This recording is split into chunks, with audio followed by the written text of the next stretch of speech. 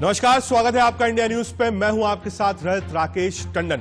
5 राज्यों में चुनाव तारीखों के ऐलान के साथ ही चुनावी फीवर शुरू हो गया है। 62 दिन के चुनावी दंगल का आखिरी पड़ाव 2 मई को होगा, जब वोटों की गिनती शुरू होगी। लेकिन उससे पहले ही बंगाल में दीदी के तेवर तीखे हैं। आपको 4 तस्वीरों से बंगाल का दंगल समझाते हैं। 62 दिन का चुनावी दंगल, दीदी के तेवर तीखे हो गए हैं। बीजेपी दफ्तर में हंगामा है, कांग्रेस लेफ्ट में मंथन चल रहा है बंगाल में। जी हां, 4 तस्वीरें बयान करती हैं कि बंगाल का सियासी पारा पहले से गर्म था, लेकिन कल जब ऑफिशियल अनाउंसमेंट हो गया डेट्स का, 27 तारीख से ये चुनाव शुरू होगा, यानी 27 से वोटिंग शुरू होगी। बंगाल में 8 चरणों में चुनाव होगा। 2 मई को पता चलेगा बंगाल युद्ध का विजेता कौन है।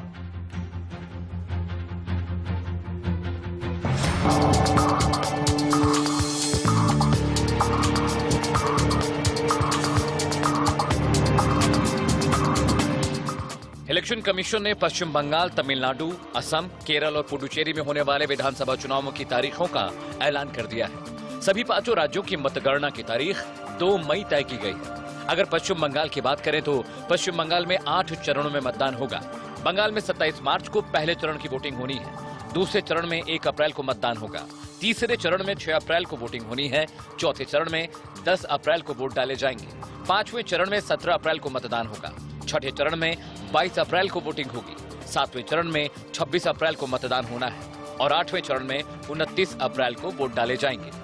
Waste Bengal first phase 30 ACs, issue of notification 2 मार्च, date of poll 27, issue of notification 5 मार्च, डेट ऑफ पोल 1 अप्रैल।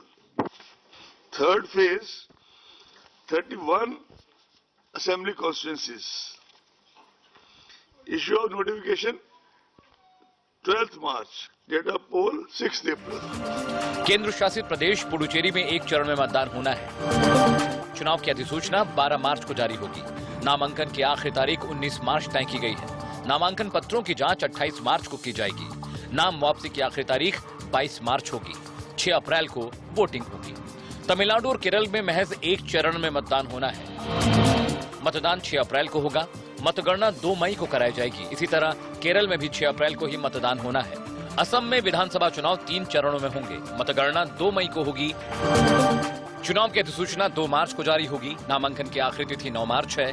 नामांकन पत्रों की जांच 10 मार्च को की जाएगी। नाम वापसी की तारीख 12 मार्च होगी। मतदान की तिथि 27 मार्च तय की गई है।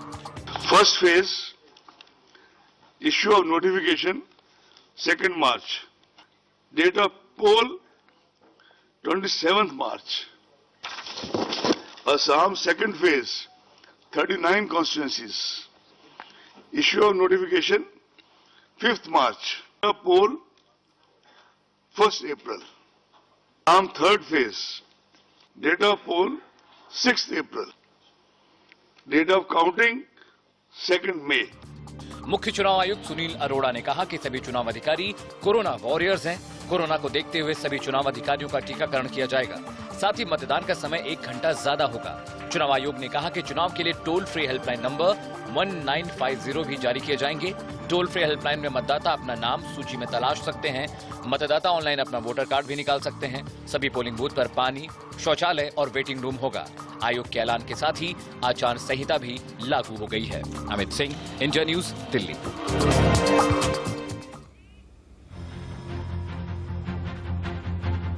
चुनाव तारीखों का ऐलान हो चुका है, उसी पर एक अपडेट आपको बता दें। ममता बनर्जी नाराज है। बंगाल में 8 चरणों में चुनाव कराने पर उन्होंने ऐतराज जताया है। उन्होंने कहा है बीजेपी के इशारे पर आयोग का यह फैसला है। ममता असम में 3 तो बंगाल में 8 चरण में क्यों हो रहे हैं चुनाव, यह कहना है ममता बनर्जी का। केंद्र अपनी ताकत का गलत इस्तेमाल कर रहा है। हालांकि कांग्रेस पार्टी ने पहले ही यह कहा था कि लॉ एंड ऑर्डर की सिचुएशन ठीक नहीं है, वहां ज्यादा चरण में चुनाव कराया जाए जिसमें फेयर और पीसफुल इलेक्शन हो। लेकिन ममता बनर्जी ने कहा है कि केंद्र के इशारे पर 8 चरणों में चुनाव कराया जा रहा है।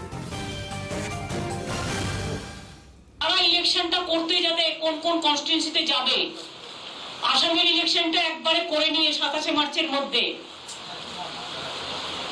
এপ্রিলে 6 এর মধ্যে তামিলনাড়ু ইলেকশন করে নিয়ে একদিনে, কেরালার ইলেকশন একদিনে করে নিয়ে,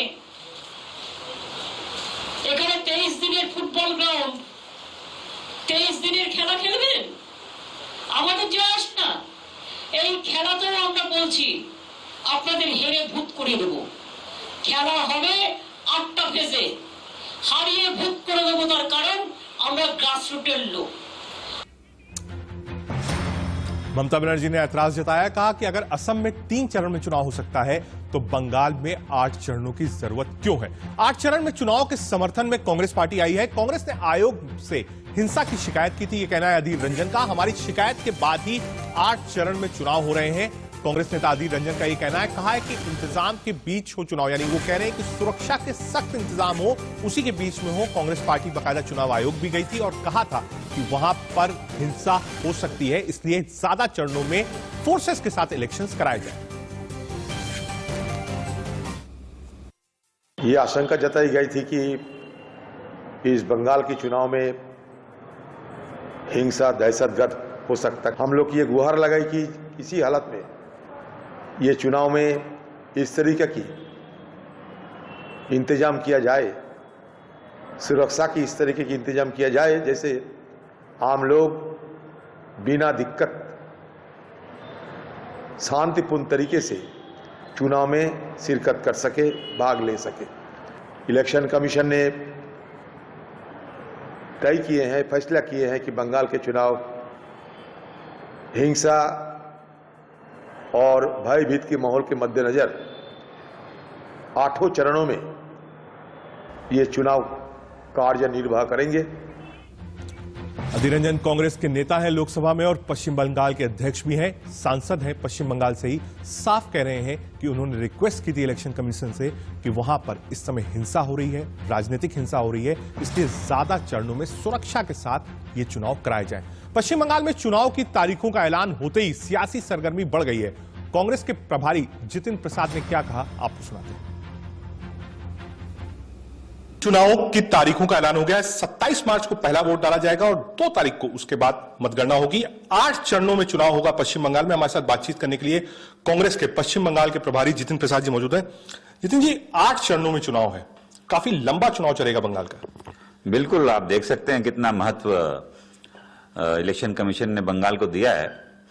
स्वागत करते हैं, पूरी तैयारी है कांग्रेस पार्टी की और जल्द से जल्द आप देखिएगा हमारे प्रत्याशी भी मैदान में उतर जाएंगे और जो हमारा वाम दलों से गठबंधन पे चर्चा है वो भी फाइनल होने वाली है और 28 तारीख को एक जॉइंट रैली कलकत्ता में हम लोगों की हो रही है। जितनी जो अभी हम लोग टेलीविजन पे देख रहे हैं, चाहे प्राइम मिनिस्टर मोदी हो, राजनाथ हो, स्मृति ईरानी हो, अमित शाह हो, लगातार ताबड़तोड़ रैली कर रहे हैं। सोनार बंगला का एक नारा भी दिया है कि हम बनाएंगे, लोगों के पास जाएंगे, 2 करोड़ लोगों से सुझाव लेंगे। कांग्रेस पार्टी क्या कर रही है?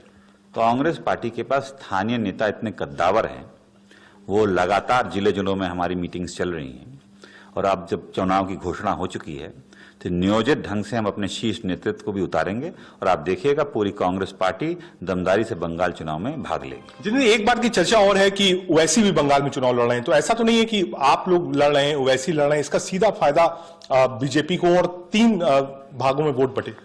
ऐसा है, ये जो समीकरण है इसको तो हमें विशेषज्ञों पर छोड़ देना चाहिए, वो गुणा भाग करते रहते हैं।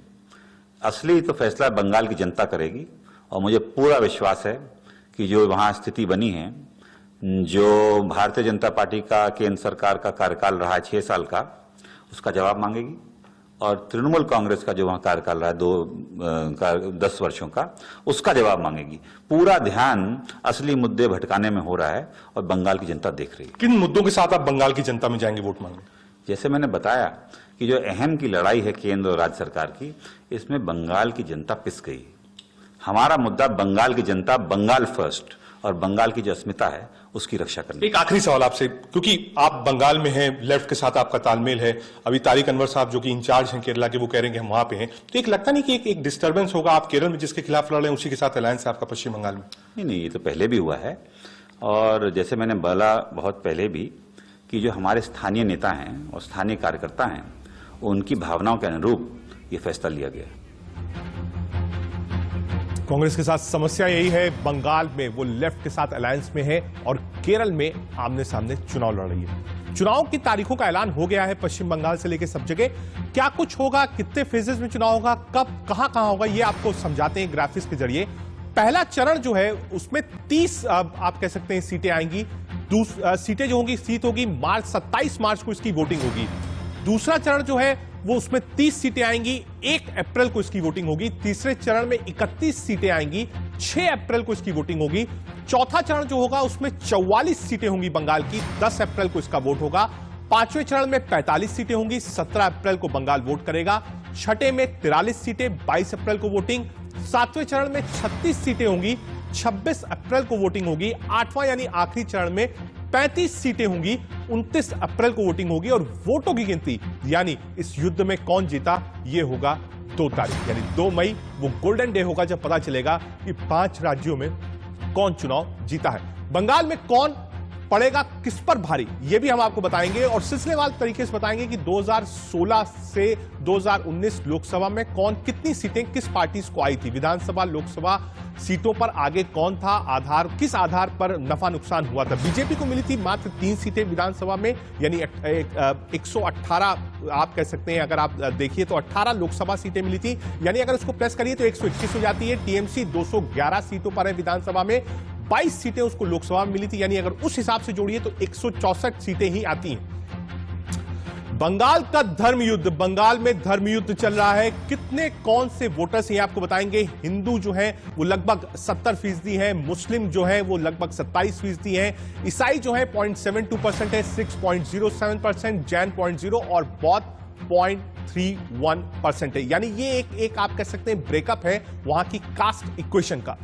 बंगाल में बीजेपी का पेच क्या है, 5 पेच क्या है बीजेपी का, ये आपको समझाते हैं। बीजेपी में 294 में से 200 प्लस सीटों जीतने का लक्ष्य रखा है। पहली लक्ष्य है 200 प्लस।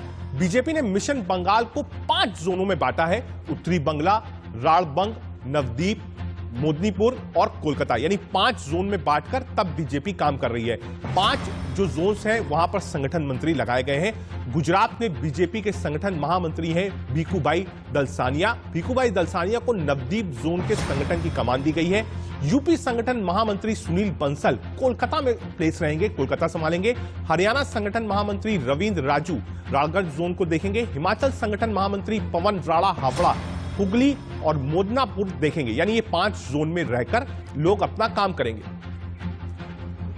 जी हां, अब आप एक लंबा चौड़ा पैनल हमारे साथ होगा डिस्कस करने के लिए कि अब तारीखों का ऐलान हो चुका है और क्या तारीखों का ऐलान के बाद अब पार्टीज की तैयारी कैसे है। हमारे साथ वीरेंद्र बब्बर जी होंगे जो कि प्रवक्ता हैं बीजेपी के, सुमन अर्पण होंगे जो कि राजनीतिक विश्लेषक हैं, अजय अरोड़ा नेता कांग्रेस के होंगे और संजय सरकार होंगे टीएमसी समर्थक। सीधे चलते हैं सबसे पहले वीरेंद्र बब्बर जी के पास। वीरेंद्र जी, तारीखों का ऐलान हो चुका है। बीजेपी अगर यह कहा जाए अर्ली स्टार्ट बीजेपी ने ली है कैंपेन करने की, खासतौर से इन राज्यों में, और बंगाल पर बीजेपी का मेन फोकस है। इस वक्त जो विपक्ष कह रहा है, और इसी बात से शुरुआत करते हैं कि ममता बनर्जी ने कहा है कि 8 चरणों में चुनाव की जरूरत नहीं थी। जब आप आसाम में 3 चरण हो रहे थे तो बंगाल में 8 चरणों की जरूरत नहीं थी और केंद्र के इशारे पर 8 चरणों में चुनाव कराया गया है। वीरेंद्र बब्बर जी, देखिए, अगर आप इसे आसान शब्दों में देखें तो जिस प्रकार से जो ममता दीदी का जो अभी सबसे पहला विरोध सामने आया है कि 8 चरण में चुनाव क्यों करवाए जा रहे हैं, मुझे ये समझ नहीं आती कि इसका विरोध करने की आवश्यकता क्या है। अगर आप सिंपल से भी लें तो जिनके साथ वो कंपैरिजन कर रहे हैं वहां 134 सीटें हैं, यहाँ 294 सीटें हैं, तो इतना ज्यादा जब अंतर है और जिस प्रकार से बंगाल फैला हुआ है, अगर सुरक्षा की दृष्टि से, और कांग्रेस ने डिमांड की कि सुरक्षा की दृष्टि से, और कांग्रेस ने उसका स्वागत भी किया। देखिए, सबसे बड़ी बात यह है कि दीदी इस समय बहुत परेशान है, विचलित है, और आपने देखा जिस प्रकार से अभी आप ही के चैनल पर दिखाया जा रहा था कि किस प्रकार से टीएमसी के कार्यकर्ताओं ने भारतीय जनता पार्टी की प्रचार की गाड़ियों से तोड़फोड़ की। इससे पहले भी टीएमसी के कार्यकर्ता भारतीय जनता पार्टी के राष्ट्रीय अध्यक्ष जेपी नड्डा जी की यात्रा के बीच में रुकावट डालते रहे, तोड़फोड़ किए, उनके ऊपर हमला किया। हमारे वहां के प्रभारी कैलाश विजयवर्गीय जी जो सारे चुनाव के दौरान पिछले कई सालों से वेस्ट बंगाल में बैठे हैं, उनके ऊपर भी लगातार थ्रेट किए गए। ठीक है बब्बर साहब, ये एक इसी पर रिएक्शन, छोटा सा रिएक्शन ले लेते हैं। टीएमसी समर्थक हमारे पास, सरकार साहब, ये क्यों आखिर ये हमले क्यों हो रहे हैं? बीजेपी का जो रथ है उसको भी तोड़ा गया है, बीजेपी कार्यालय में जाकर टीएमसी के आप कह सकते हैं समर्थकों ने हमला किया है। तोड़फोड़ क्यों? राजनीति है, चुनाव आएंगे जाएंगे, कोई जीतेगा कोई हारेगा, जनता के लिए लोग काम करेंगे। आखिर इतनी चुनावी हिंसा क्यों है बंगाल में? देखिए, एक चीज आपको बोलना चाहते हैं, अभी बंगाल में 78,903 बूथ था, अभी 1,00,000 1000 बूथ हो चुके हैं। भारतीय जनता पार्टी वहां पर बूथ में पोलिंग एजेंट दे नहीं पा रहे हैं, ठीक है। और इस ढंग से अगर यह क्या कर रहा है, ये नौटंकी है। भारतीय जनता खुद ही अपना गाड़ी में पत्थर मार रहा है, खुद ही तोड़ रहे हैं, खुद ही तोड़ ताड़ के जनता को बीच में जाके बोलना चाहता है, तृणमूल किया है। और मीडिया में लाइमलाइट में आना चाहता है, मीडिया में लाइमलाइट में आना चाहता है। सबसे बड़ा वाला मीडिया में लाइमलाइट में आना चाहता है, जिसको जन समर्थन नहीं है, जनता नाराज है। जब एक मुट्ठी धान लेके गया तो किसान लोग पूछ रहे, भाई दिल्ली सड़क में जगह किसान मर रहे हैं, खुले आकाश में लड़ रहे हैं। ठीक है सरकार साहब, एक आप सब लोग हमारे साथ जुड़े रहिए, इस बहस को हम आगे ही बढ़ाएंगे, लेकिन वक्त हो चला एक छोटे से ब्रेक का। एक छोटा सा कमर्शियल है, उसको निपटाकर वापस आते हैं और वापस इस चर्चा को आगे बढ़ाते हैं कि बंगाल के रण में कौन आगे है, बंगाल के रण में क्या होगा। चुनाव तारीखों का ऐलान हो चुका है और बंगाल में क्या अभी और हिंसा बाकी है। एक छोटा सा ब्रेक, कहीं मत जाइएगा। मैं हूं आपके साथ राकेश टंडन और एक लंबा चौड़ा पैनल हमारे साथ है। हमारे साथ वीरेंद्र बब्बर जी हैं, प्रवक्ता बीजेपी के, सुमन अर्पण हैं, अजय अरोड़ा हैं कांग्रेस से, और संजय सरकार है हमारे साथ, टीएमसी समर्थक।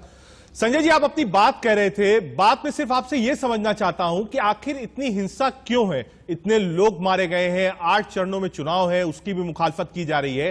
तो अगर इलेक्शन कमीशन ने एक डिसीजन लिया है कि एक सेकंड आप रुकते हैं, सीधे आपको ले चलते हैं। योगी आदित्यनाथ इस वक्त संत रविदास मंदिर पहुंचे हैं वाराणसी में।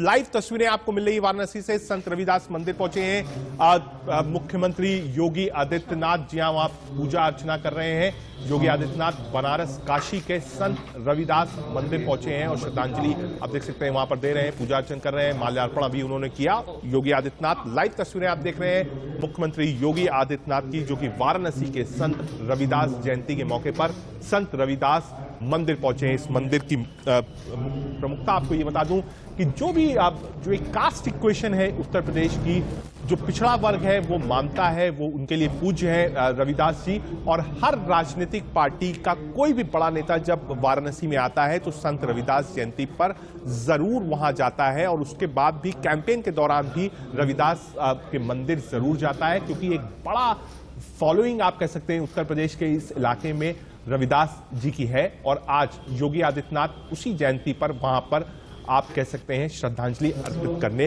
पहुंचे हैं। योगी आदित्यनाथ रविदास मंदिर में है, आप देख सकते हैं। और सिर्फ योगी आदित्यनाथ ही नहीं, उत्तर प्रदेश के पूर्व मुख्यमंत्री अखिलेश दास और उत्तर प्रदेश कांग्रेस की प्रभारी प्रियंका गांधी वाड्रा भी आज इसी मंदिर पर जाएंगी। यानी सियासत का खेल मंदिर की चौखट तक पहुंच गया है, यह कहना बिल्कुल नहीं होगा। एक बड़ा वोट बैंक है जो कि रविदास से जुड़ा हुआ है, जो उनको मानता है, जो जिनके लिए वो आप कह सकते हैं आस्था का केंद्र है। इसलिए कोई भी राजनीतिक दल इस मौके को छोड़ना नहीं चाहता। ये लाइव तस्वीरें आप देख रहे हैं मुख्यमंत्री योगी आदित्यनाथ की, ये पहली तस्वीरें हैं जो काशी से आ रही हैं। इसके बाद अखिलेश यादव और प्रियंका गांधी वाड्रा भी जाएंगी, क्योंकि ये डायरेक्ट इंपैक्ट करता है अगले साल होने वाले उत्तर प्रदेश के चुनाव पर, जो एक बड़ा वोट बैंक इस आप कह सकते हैं मंदिर से और रविदास की आस्था से जुड़ा हुआ है। लोना माता की, लोना माता की, कर्मा माता की, कर्मा माता की, तथागत बुद्ध की, तथागत बुद्ध की, तथागत बुद्ध की, बाबा साहब भी डॉक्टर भीमराव अम्बेडकर की, बाबा साहब डॉक्टर भीमराव अम्बेडकर की।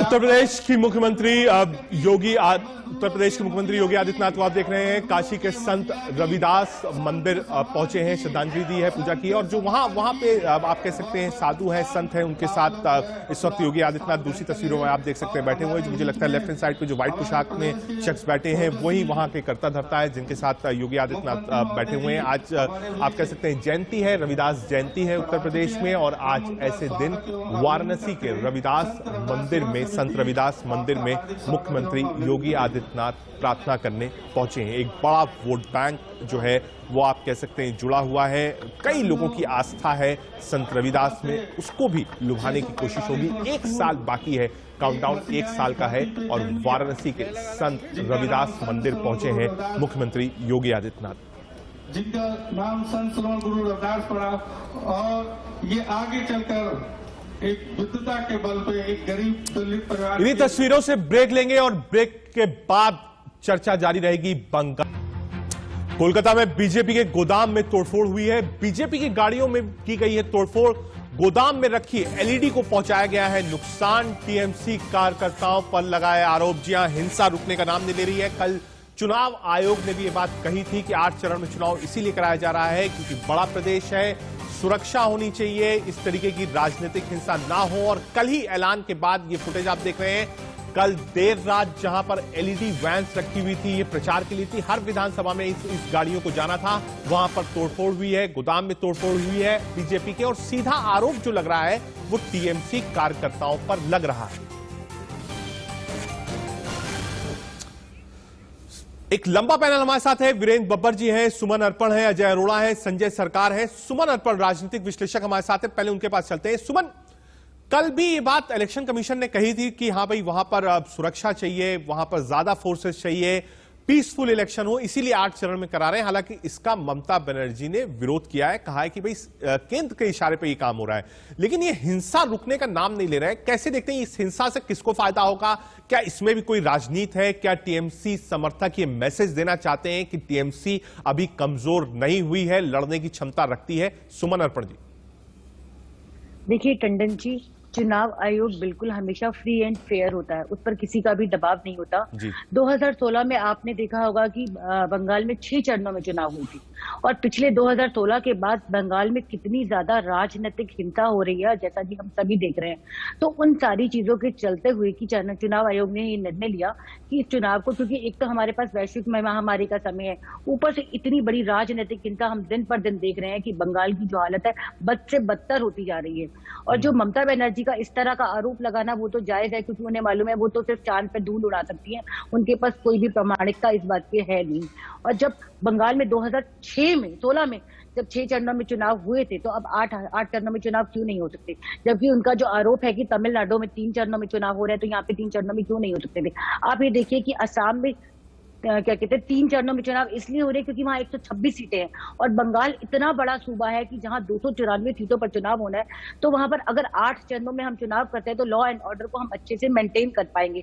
जैसा कि आप खुद भी जानते हैं कि कांग्रेस की जो नेता है अधीर रंजन जी, उन्होंने खुद इस बात की डिमांड की थी। वो खुद देख रहे हैं कि पिछले कितने लंबे समय से, ठीक है, कांग्रेस ने डिमांड करी थी सीधे एक, ठीक है सुमन, ठीक है, आप अपनी बात रखी। अजय अरोड़ा जी के पास चलते हैं। अजय जी, अधीर दा ये बात कह रहे हैं कि भाई हम ही इलेक्शन कमीशन गए थे, हम ही ने कहा था कि भाई आप ज्यादा फेसेस में कराइए, फोर्सेस दीजिए क्योंकि राजनीतिक हिंसा हो रही है। तो क्या इस मामले पे आप मानते हैं कि हाँ ये सही हुआ है कि 8 चरणों में चुनाव है? क्योंकि कांग्रेस में भी कई नेता ऐसे हैं जो कहते हैं कि इतना लंबा चुनाव बंगाल में नहीं होना चाहिए था।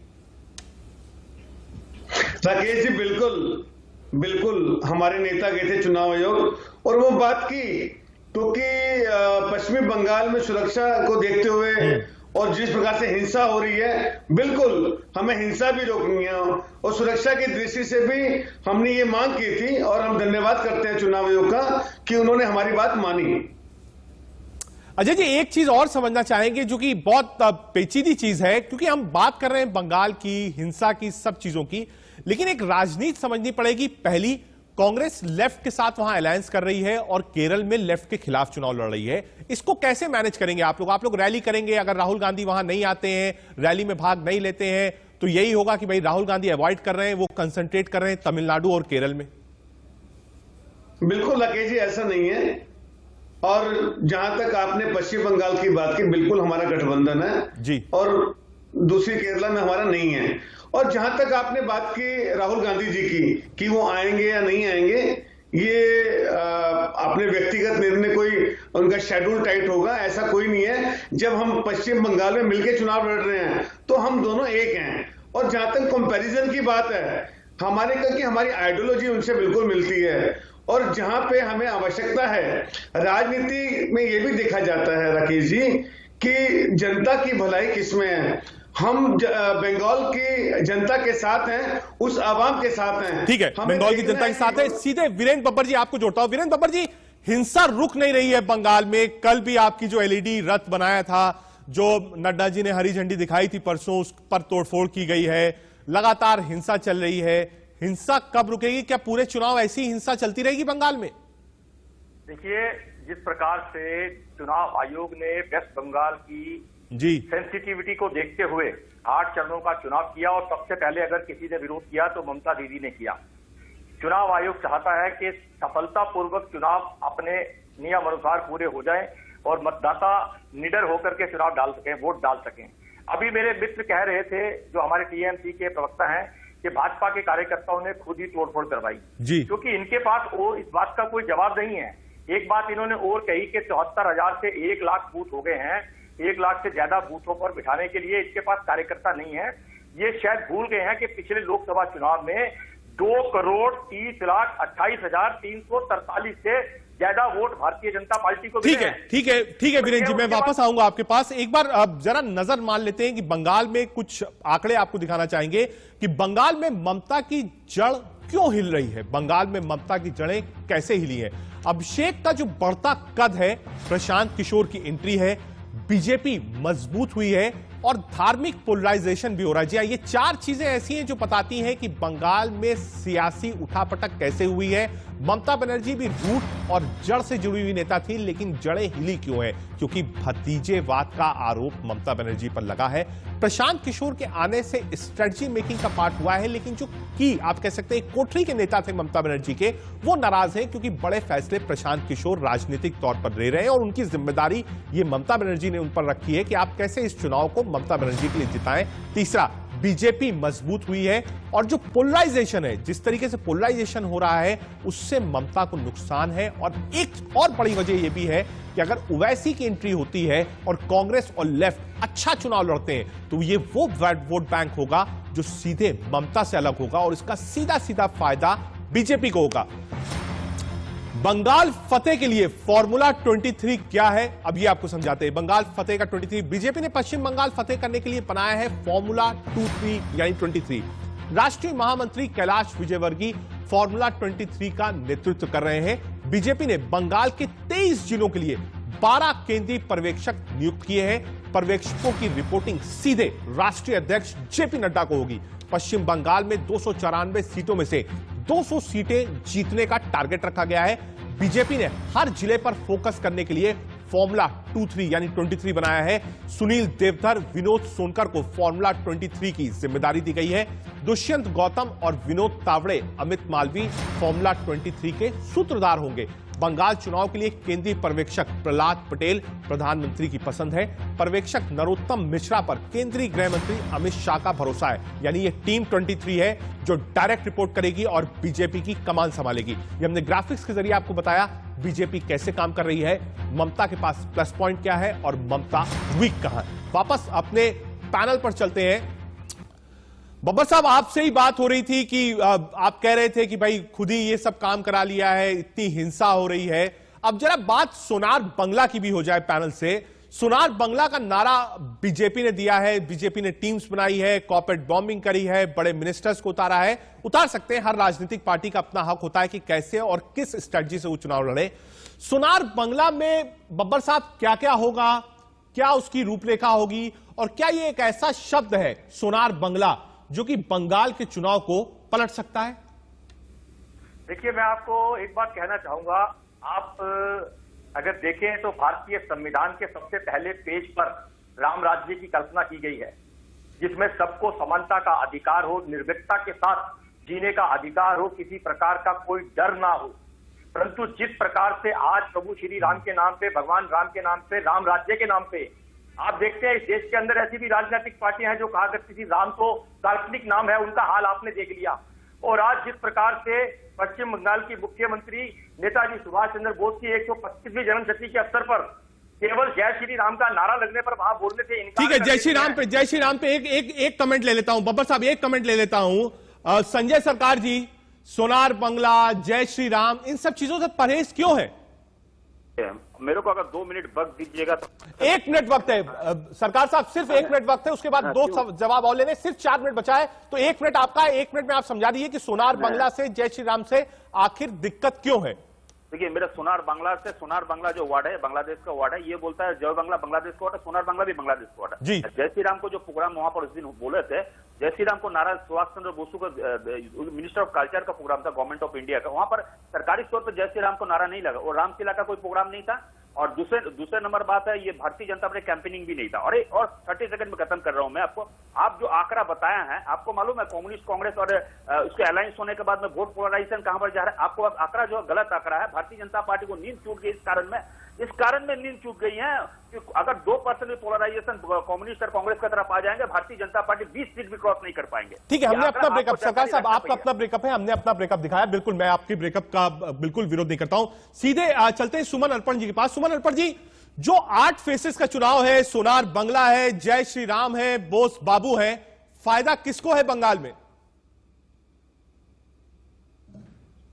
देखिए, इस वक्त मुझे ऐसा लग रहा है टंडन जी कि बीजेपी का ना सेंट्रलाइजेशन हो गया कि इस वक्त एक तरफ सारी पार्टीज, मैं कहूंगी अलायंस के साथ साथ ऑल पार्टीज वर्सेस बीजेपी हो गया है। और यहाँ ममता को ये लग रहा है कि मेरे किले में तो अब सेंध लग चुकी है और इस तरह से वो बिल्कुल बुखलाई हुई, इस तरह से आक्रामक प्रवृत्तियां अपनी दिखा रही है। तो जो बीजेपी का सेंट्रलाइजेशन हो गया, उसका फायदा कहीं ना कहीं फ्यूचर में पोलराइजेशन पर बीजेपी को ही ठीक है, आपने कह दिया बीजेपी को मिलेगा।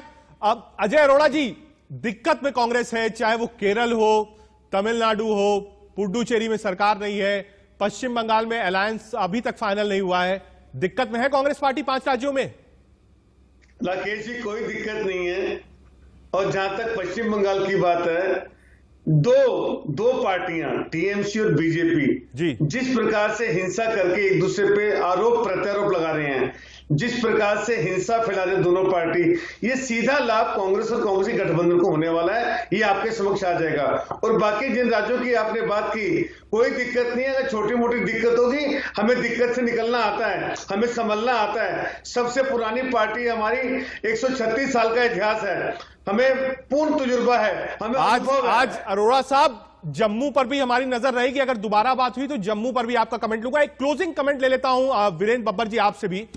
बब्बर साहब, आखिर इतना फोकस बीजेपी का बंगाल पे क्यों है? लोग ये भी जानना चाहते हैं कि बंगाल बीजेपी के लिए इतना इंपॉर्टेंट क्यों है, क्यों बिल्कुल साख दांव पर रखी जा रही है, चाहे वो गृह मंत्री हो, प्राइम मिनिस्टर हो, जेपी नड्डा हो, मिनिस्टर्स हो। बंगाल इतना इंपॉर्टेंट क्यों है? क्या ममता का कद बढ़ जाएगा अगर ये चुनाव आप हार जाएंगे तो? देखिए, निश्चित रूप से मैं आपको कहना चाहूंगा, चुनाव परिणाम सामने आएंगे 2 मई को और आप सब देखेंगे, हम सब मिलकर के देखेंगे, भारतीय जनता पार्टी पश्चिम बंगाल के अंदर चुनाव जीत रही है।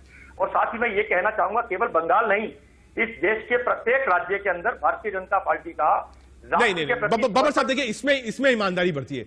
जो फोकस और जो मोहब्बत बंगाल से दिख रही है, वो शायद 4 राज्यों में, मैं ये नहीं कह रहा हूं कैंपेन नहीं हो रहा, आसाम में भी मैंने देखा प्रधानमंत्री गए, अमित शाह जी गए, नड्डा जी गए, तमिलनाडु में भी गए, पुडुचेरी भी गए, लेकिन बंगाल को लेकर एक खास स्ट्रेटजी है बीजेपी के पास। स्पेशल 23 है, स्पेशल टीम बनाई गई है, देश भर के लोगों की वहां ड्यूटी लगाई गई है। इतना फोकस बंगाल पे क्यों? क्या बंगाल वो रास्ता होगा जहां से उड़ीसा और साउथ इंडिया के लिए बीजेपी एंट्री गेट तलाश रही है? देखिए, निश्चित रूप से मैं आपको फिर आप ही की बात को आगे चलाऊंगा। बंगाल नहीं, प्रत्येक देश का प्रत्येक राज्य हमारे लिए महत्वपूर्ण है। परंतु एक ये भी कहना चाहूंगा, समानता का अधिकार, जिस प्रकार से वहां पर जिस समय जो सरकार है, जिस प्रकार से वहां पर जो अत्याचार हो रहे थे, जिस प्रकार से, ठीक है, आप अत्याचार कह रहे हैं। सरकार साहब कह रहे हैं बीजेपी सरकार बनाएंगे, कैसे रोकेंगी दीदी बीजेपी के रथ को? देखिए, बीजेपी को जनता को समर्थन नहीं है। 78,903 बूथ में एजेंट दे नहीं पा रहे, कहीं जीत नहीं पा रहे। आप बोल रहे हैं भारतीय जनता पार्टी सरकार बनाएंगे, तो दिन का सपना है। 20 सीट अगर जीत जाएंगे तो हम मान जाएंगे कि 20 सीट जीत गया। भारतीय जनता पार्टी के लिए बहुत बड़ा हानि होने जा रहा है। चलिए, आपका टारगेट है कि 30 सीट बीजेपी नहीं जीत पाएगी। बीजेपी साफ कह रही है सरकार बनाएंगे और सोनार बंगला बनाएंगे। वीरेंद्र बब्बर जी, सुमन अर्पण, अजय अरोड़ा, संजय सरकार, इस डिबेट पे आप लोग शामिल हुए इंडिया न्यूज पर, आप लोग का बहुत बहुत शुक्रिया। लगातार जब तक रिजल्ट नहीं आएंगे इंडिया न्यूज पर इसी तरीके की बहस रहेगी। हम सबको बुलाएंगे और सबसे पूछेंगे कि आखिर बंगाल में क्या हो रहा है। फिलहाल एक छोटा सा ब्रेक।